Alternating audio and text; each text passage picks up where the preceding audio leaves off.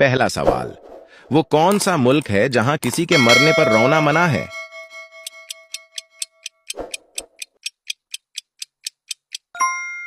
दुरुस्त जवाब है इंडोनेशिया में।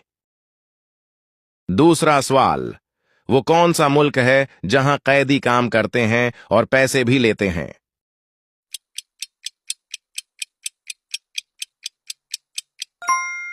दुरुस्त जवाब है नॉर्वे में।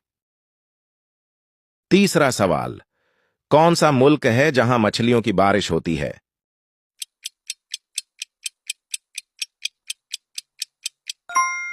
दुरुस्त जवाब है होंडुरास में।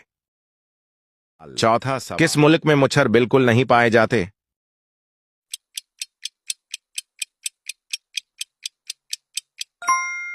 दुरुस्त जवाब है स्विट्जरलैंड में। पांचवा, कौन सी जगह है जहां सबसे ज्यादा बर्फ होती है?